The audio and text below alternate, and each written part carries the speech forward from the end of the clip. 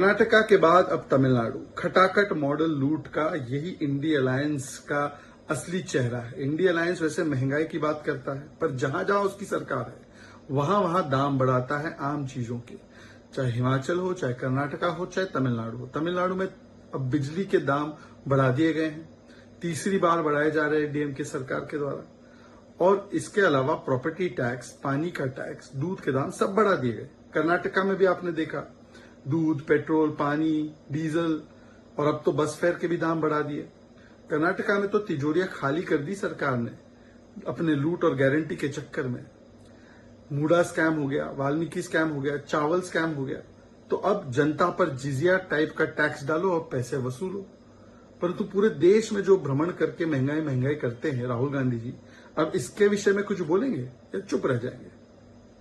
After Karnataka, now Tamil Nadu is showing the Khatakhat loot model. Wherever Indie Alliance is in power, although they speak about Mehengai, they give the jizya tax on the common man and they increase the prices on common man and they break the back of the common man. In Tamil Nadu now, electricity tariffs have been hiked effective from July 1st.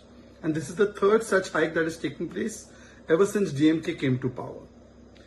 They have also hiked property tax, water tax, milk prices. In Karnataka too, the government has bankrupted the state.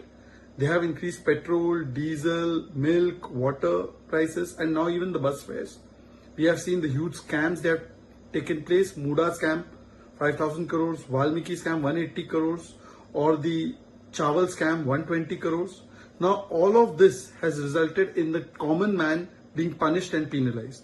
In Tamil Nadu too, the government is so corrupt and is so busy with its own priorities that law and order situation has gone completely berserk.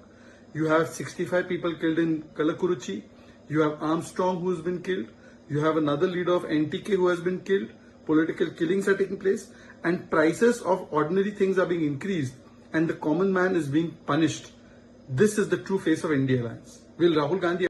Karnataka के बाद अब Tamil Nadu. खटाखट model लूट का यही INDI alliance का असली चेहरा है। इंडी अलायंस वैसे महंगाई की बात करता है, पर जहां जहां उसकी सरकार है वहां वहां दाम बढ़ाता है आम चीजों के।